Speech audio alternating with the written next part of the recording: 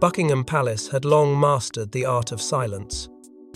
But when senior courtiers were seen leaving Clarence House in the early hours, whispers turned into roars. Something was wrong, gravely wrong. A sealed medical dossier, locked behind layers of protocol, had shattered the illusion of control. King Charles, Britain's steady but embattled monarch, was no longer the anchor holding the monarchy together, and the palace was preparing for collapse. Before we go deeper into what this really means for the royal family, make sure to subscribe so you don't miss a single update. It began as a flicker, an unusual change in routine, a missed engagement, a car seen leaving Clarence House past midnight. But to those attuned to the rhythms of royal life, every subtle shift is a signal. What they saw wasn't a shuffle, it was a tremor. Rumours swept the halls of Buckingham like a storm. Word had reached senior aides that Condition Swan had been activated, the secret protocol reserved only for a monarch's incapacitation. It wasn't just a medical alert. It was a constitutional alarm bell. Under the highest confidentiality, a private team of royal physicians, those not bound by traditional medical channels, were ushered into Clarence House. Their assessments would never be published, but the results were unmistakable. King Charles had been diagnosed with a progressive, degenerative condition, one that could no longer be disguised under public appearances or stoic silence. Inside the palace, Queen Camilla reportedly erupted in fury. Determined to preserve Charles' image and her own dwindling authority, she is said to have demanded full suppression of the medical documents. But the system had already moved beyond personal wishes. A Crown Phase recalibration memo, marked as Level Alpha, and bearing the crest of the Royal Advisory Council, leaked to 3 separate offices within the cabinet, triggering an immediate cross-communication protocol with the Prime Minister. What the memo laid out was seismic. Within 60 days, transition mechanisms had to be prepared. Not discussed, not proposed, prepared. And then came the most haunting detail. A courier was spotted leaving Balmoral with a velvet-sealed envelope addressed not to the Privy Council, not to Camilla, but to Prince William. Sources close to the Royal Archive confirmed the existence of Charles's handwritten note, penned the night of his diagnosis, and placed within a red leather pouch, reserved only for sovereign-level communiques. No one, not even William, knew its exact contents. But those who had seen the king that night described his demeanour not as fearful, but as final. As palace aides scrambled for damage control, another power quietly stirred from within, not of chaos, but of readiness. While the public fixated on Charles's health, Prince William moved with the precision of a man long trained for an emergency few dared name. A locked dossier marked Ascension envelope was quietly retrieved from Sandringham's inner vault, its contents pointing to an accelerated inheritance plan that stunned even his closest advisors. This wasn't preparation. This was preemption. The Ascension envelope was not merely symbolic. It was the product of years of secret contingency meetings, hidden drafts, and whispered decisions made under the gaze of Queen Elizabeth II herself. Once unsealed, its pages revealed a stark reality. Within 90 days, the crown must be placed on visible standby. Every role, every title, every public appearance was to align with a sovereign-in-waiting model. The Privy Council's copy had already been updated. This wasn't a whisper of succession. It was a strategy of staged dominance. William, though heavy-hearted, activated the first phase, a covert gathering with the Crown Chamber, the same inner circle his grandmother once used during times of geopolitical crisis. Held under the codename Regency Eclipse, the meeting took place within Kensington's inner sanctum, without notice to Clarence House.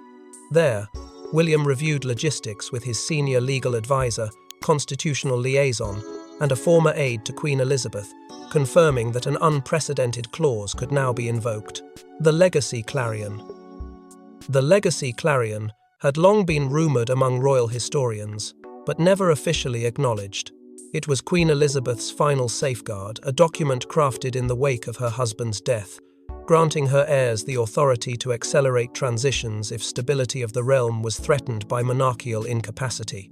It had never been used. Until now. William's reading of it was solemn. It made no mention of his father's name, only the phrases, "decline beyond discretion," and "crown strength must not stagger." Behind closed doors, William weighed the unspoken war between tradition and necessity. The classic investiture ceremonies, the grand swearing-in, the public, kneeling, the rehearsed pageantry were to be shelved. If the plan within the envelope succeeded, William would assume core responsibilities without ever formally being crowned. He would reign, in all but name, with one clear objective: keep the monarchy moving while its figurehead faded in the background. 3 weeks before the first rumours reached the public, Catherine was briefed. It was said she sat in silence for nearly an hour after hearing the full scope of the envelope's directives. Not out of fear, but the weight of inevitability. This wasn't a decision. It was destiny forced forward. And in private, William spoke the words, "No heir should ever have to voice so soon. It's sooner than I ever imagined." His aides, already experienced in managing diplomacy and crisis, moved to align logistics across key royal estates. Every correspondence now included a codename. Every briefing bore the seal of pre-coronation status. But William wasn't the only one preparing for the unthinkable. Behind palace walls, a woman the world thought they knew was quietly transforming into a sovereign force of her own. Gone were the floral dresses and polite smiles. Catherine, Princess of Wales, had been summoned not as a consort but as a monarch in training. A secret draft entitled Lady Sovereign outlined her new operational authority in the event of a premature transition. And with every whispered meeting, she stepped deeper into a role she wasn't yet meant to fill but now couldn't afford to decline. The draft had been prepared in secrecy, authored by a coalition of senior palace advisors and constitutional guardians, loyal not to tradition, but to continuity. It bore the codename Lady Sovereign, and in its clauses, Catherine was formally named Operational Regent in Waiting, a designation so rare it hadn't been used since the Regency crisis of the early 19th century. The document did not grant her symbolic duties, it handed her power, layered, in language designed to bypass conventional coronation prerequisites. Catherine was now required to begin a full transition from public figure to private sovereign. Not by crown, not by throne, but by conduct. Within days, encrypted briefings were added to her daily schedule. Gone were the soft charity visits and curated photo calls. In their place, intelligence dossiers, national security updates, and emergency protocol rehearsals that rivaled those once given to Charles as Prince of Wales. Her briefings came directly from the Royal Advisory Council, who now viewed her not as the wife of the heir, but as the co-commander of a monarchy on the edge of a reshaping. Catherine began chairing internal review sessions, discreetly consulting with key cabinet liaisons and constitutional scholars to understand the balance of visibility and silence required for a regency that could be both real and unofficial. And it wasn't long before the optics began to shift. Staff at Buckingham, Sandringham, and Kensington received new operational directives. Whenever public engagements were coordinated, a dual framework was tested, Catherine flanking William not as a partner, but as a mirrored sovereign. In interviews, speech transcripts were tightened, her seating arrangements subtly altered. The public saw only grace. But within palace walls, a new order was being rehearsed in real time. She stood where monarchs stood. She spoke where queens spoke. And slowly, but without mistake, she stepped into the silhouette of the crown. Her internal struggle, however, remained unseen. Privately, she was devastated by Charles's decline. She had long held a deep respect for his journey, his battles for relevance, and his personal legacy as a father and sovereign. But heartbreak gave way to resolve. In a single meeting, following her second full classified intelligence briefing, she is said to have uttered words that haunted her aides. "If we falter, the monarchy fractures." From that point, her emotional restraint hardened into sovereign instinct. Yet the most searing moment came not in council chambers, but in a private confrontation with Queen Camilla. Sources inside Clarence House described an explosive exchange, Camilla allegedly accusing Catherine of overreach, suggesting the princess was being used to push Charles out prematurely. Catherine, holding the Lady Sovereign dossier in hand, responded not with defense, but with finality. "I didn't ask for this, but I won't let this institution break because no one else could bear the weight." The silence after those words was said to be deafening. Lines were drawn, not between public and private, but between old power and emergent reign. But just as Catherine embraced the shadows of sovereign duty, resistance emerged not from the public, but from within the very bloodline sworn to uphold her reign. Queen Camilla was never meant to be queen, yet she clawed her way there. And she wasn't about to be, sidelined by transition whispers or protocol drafts. As Catherine ascended in power and presence, Camilla launched a counter-offensive, invoking Charles's will, demanding visibility, and clashing behind closed doors with the woman the people were already calling queen. The stirrings of unrest began quietly, almost indistinguishably from routine. But inside Clarence House, Camilla was no longer content with silence. She demanded answers, legal, public, and symbolic. She questioned the constitutional grounds that allowed Catherine to receive briefings once reserved only for reigning monarchs or their regents. She challenged the legitimacy of Lady Sovereign, arguing it had never passed through full royal legal council review, and more than anything, she was furious. Not just at the changing optics, but at the speed with which the crown's inner circle seemed to be erasing her influence from the grand picture. Behind closed doors, Camilla convened her own legal team, citing clauses, in Charles's living will that emphasized joint visibility and continued royal support in times of incapacitation. She insisted those lines entitled her to be more than a ceremonial placeholder. She was, in her view, the true crown adjunct. What followed next was nothing short of tactical obstruction.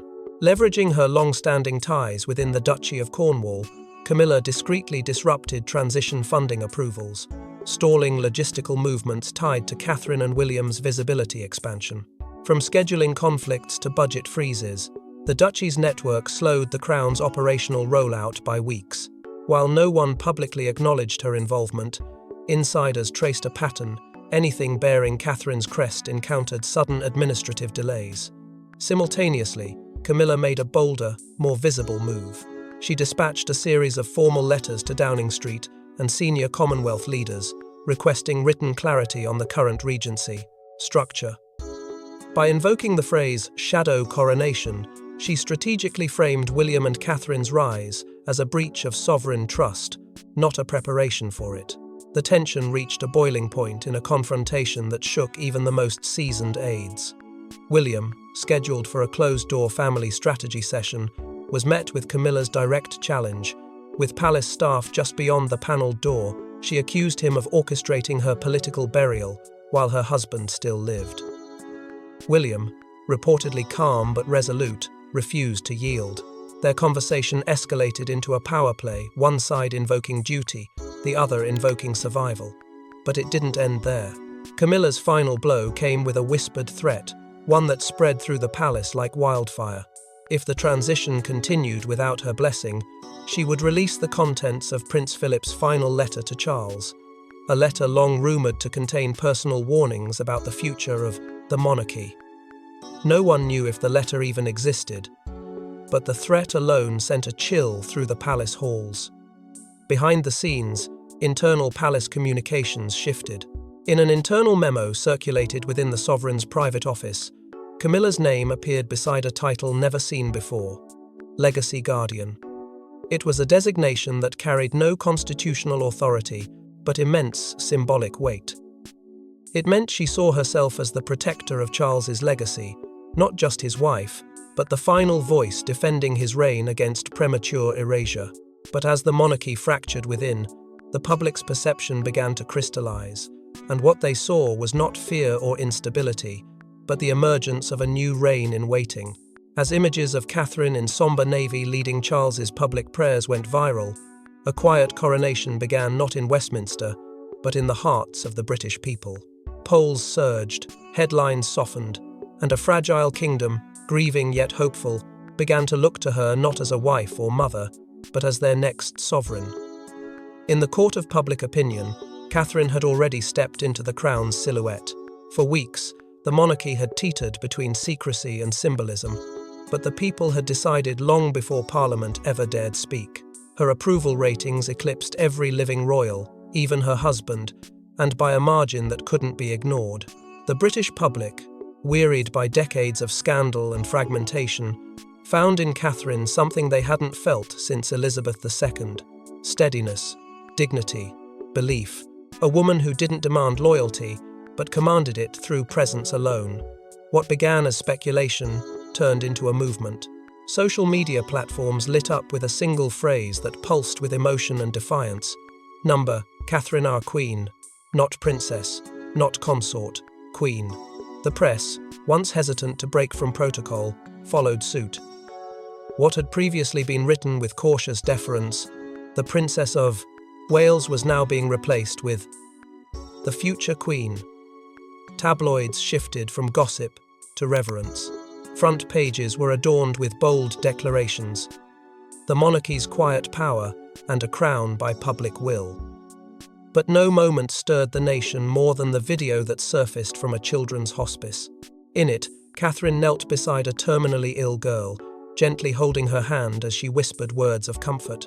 The girl, barely able to speak, looked up and called her "my queen." That clip, just 17 seconds long, shattered even the most hardened royal critics. It was replayed across every channel, dissected on talk shows, and embedded in the hearts of millions. For many, that was the moment the throne moved, not in law, but in legacy. Within the halls of power, the sentiment echoed louder than anyone had expected.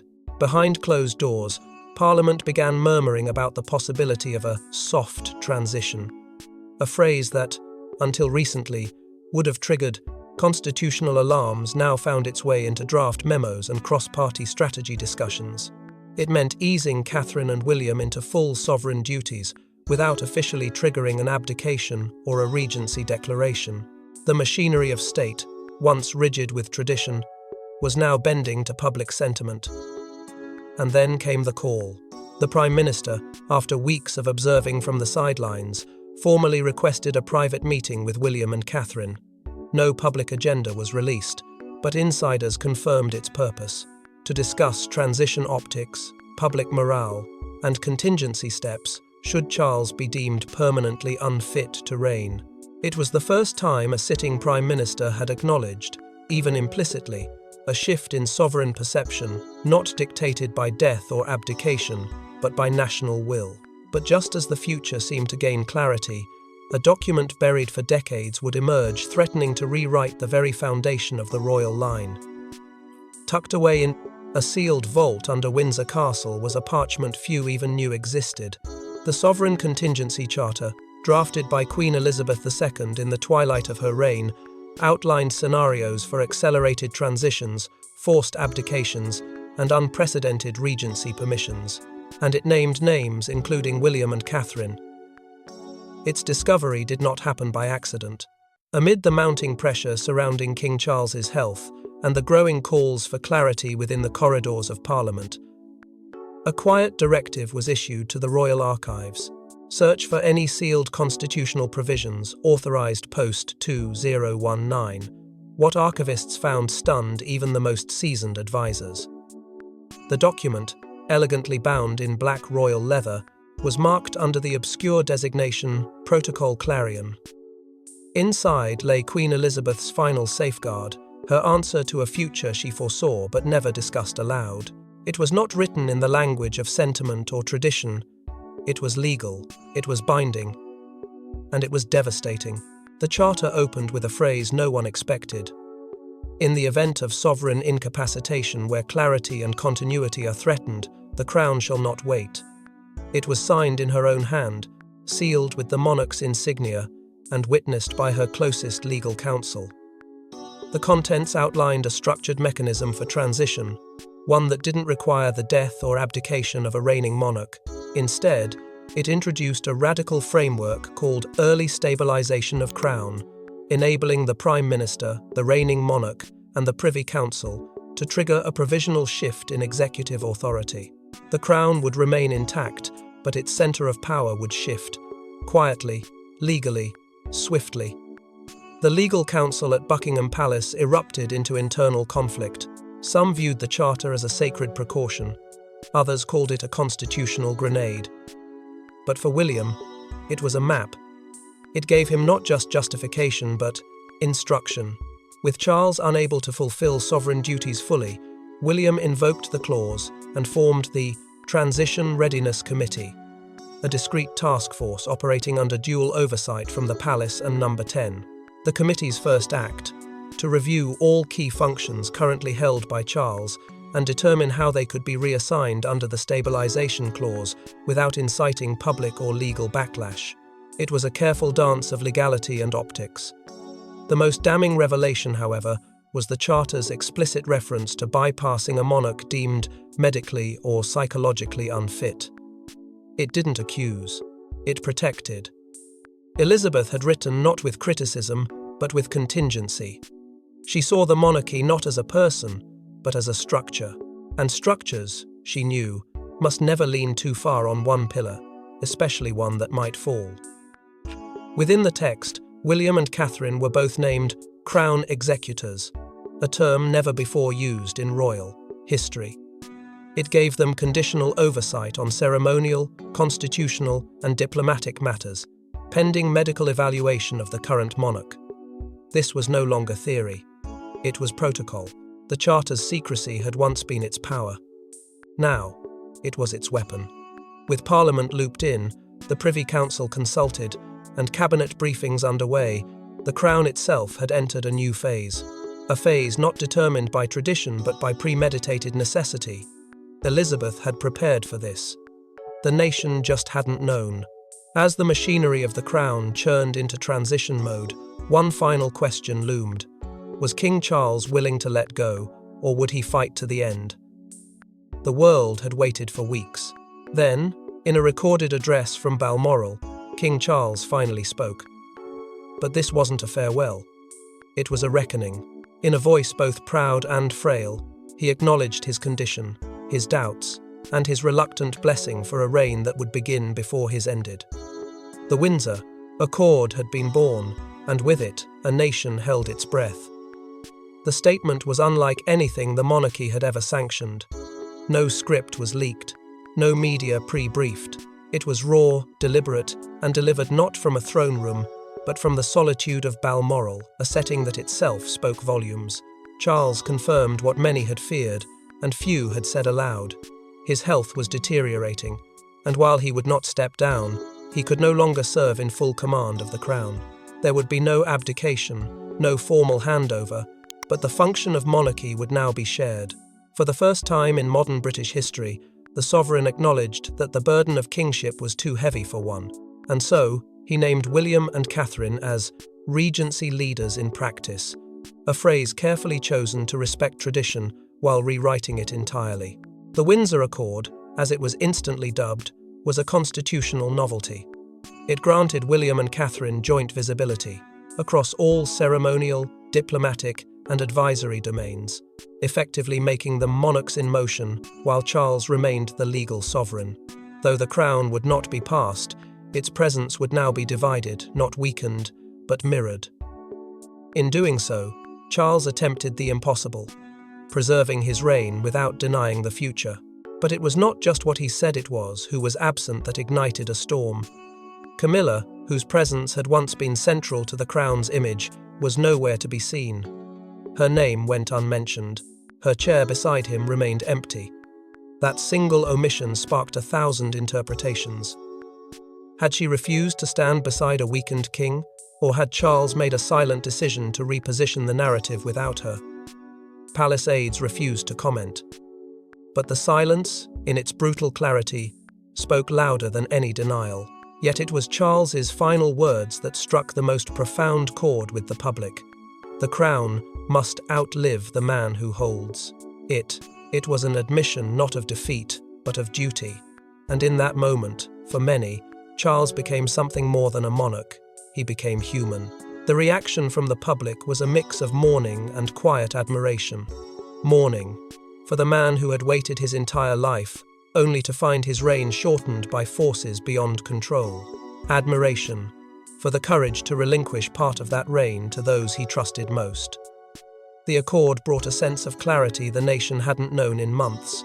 Though the monarchy was fractured behind the scenes, to the public, a new era had begun. William and Catherine now stepped forward not merely with permission, but with blessing.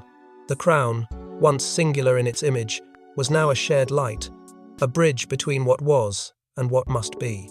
But just as the nation began to accept a peaceful passage, a private act of devotion from William would shift everything and turn the story of transition into one of destiny. In the dead of night, without cameras or fanfare, Prince William entered the royal crypt beneath St. George's Chapel. Before the tomb of Queen Elizabeth II, he laid a single scroll and whispered a vow not even Catherine was told. That moment wasn't ceremonial, it was transformational. The Prince of Wales had left. The future king had emerged. No announcement preceded his visit, no advisors, no procession, just one man, walking alone into the most sacred space of the monarchy, carrying a document known only by its codename, Sovereign Pledge. According to the chapel registrar, William requested the crypt be opened under royal seal access, a rarely used request reserved for private acts of homage or personal rites. The scroll he carried was placed beside the Queen's tomb in silence. Its contents were never meant for public consumption. But as with all things royal, secrecy could only last so long. Within days, details began to leak from the walls of Windsor, whispered by those too moved to stay silent. The vow was brief, yet thunderous in its meaning. I will not wait for history, I will carry it. Those words marked not just a personal turning point, but a symbolic transfer of royal will. It was not defiance of his father's reign, it was the quiet, unshakable declaration that the crown would no longer be held in suspense. Sources close to the inner circle say Charles wept upon reading it, not out of resistance, but relief. For all the fractures that had emerged, for all the turmoil around Camilla, Clarion protocols, and regency dynamics, Charles saw in that vow the one thing that could save the monarchy. A son ready to lead, not by force, but by conviction. What followed was just as profound. Days after William's visit, Catherine made her own solitary journey. While her gesture was less documented, its symbolism spoke volumes. She left behind a ring, one not worn in public since the Queen's death. It had belonged to Elizabeth, worn often during her early years as sovereign, a silent emblem of resolve and restraint. Catherine's offering wasn't scripted, it was instinctual, a mark of unity, of shared purpose. She and William weren't just stepping forward together, they were binding themselves to the memory, discipline, and duty of the late Queen's legacy. Inside the palace, the impact of their midnight pilgrimages triggered immediate shifts. Operation Swan Rise, the final internal phase of transition preparation, was activated. Under this codename, the monarchy's most senior advisors convened to begin realigning communications, scheduling, and diplomatic protocols around a dual leadership model. The public would continue to see Charles, but from this point on, William and Catherine would carry the crown's momentum. There would be no announcement, no proclamation, but the levers had moved. The crypt visit became something more than symbolic. It was a signal to those inside the institution. The reign had spiritually passed, even if legally it had not. And so, with a king who would not abdicate, a queen not yet crowned, and a nation divided between past and future, all eyes turned to one date, one moment, one ceremonial pivot. There would be no coronation yet, no anointing oil, no scepter. But as William and Catherine stepped onto the balcony of Buckingham Palace with Prime Minister and Archbishop behind them, the message was clear. This was not a rehearsal. This was not preparation. This was reign. Reborn, not by law, but by necessity. The ceremony had no precedent. Titled The Blessing of Duty, it stood in stark contrast to the gilded traditions of monarchs past. There were no choirs, no crowns, and yet the gravity was undeniable. Before a sea of silent onlookers, the Prime Minister delivered words that would define a generation. In the spirit of continuity and the guidance of duty, we recognize their Royal Highnesses as custodians of the Crown's living presence. With that, the shift became official. not in legal parchment, but in public will. The world did not see a king and queen awaiting ascension. They saw a monarchy in motion, anchored in unity and tempered by sacrifice. As the ceremony unfolded, one figure was notably absent. Camilla, Queen Consort, was seen leaving for Ray Mill House just hours before the event. No statement was issued, no explanation offered, and for many, her silence confirmed what insiders had already whispered: her chapter in this unfolding transition had closed. Meanwhile, at Balmoral, Charles remained behind the scenes, watching from a window flanked by Princess Anne. Those present say the king was composed, though contemplative, witnessing a version of his reign he had not chosen, but could no longer deny. Anne, ever the stalwart, stayed at his side, not as a challenger to the moment, but as a quiet witness to history's turning.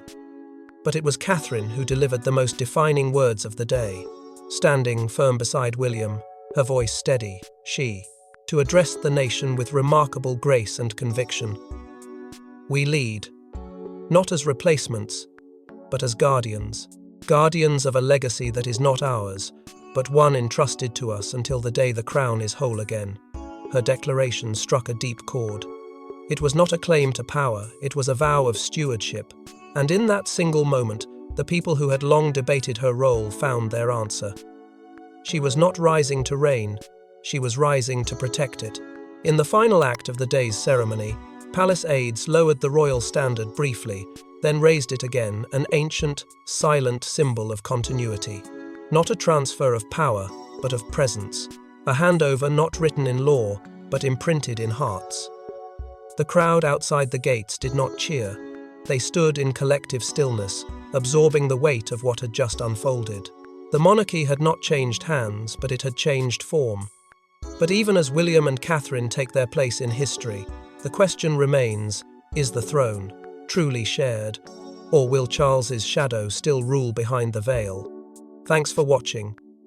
Please don't forget to like and subscribe, and we will see you in next one.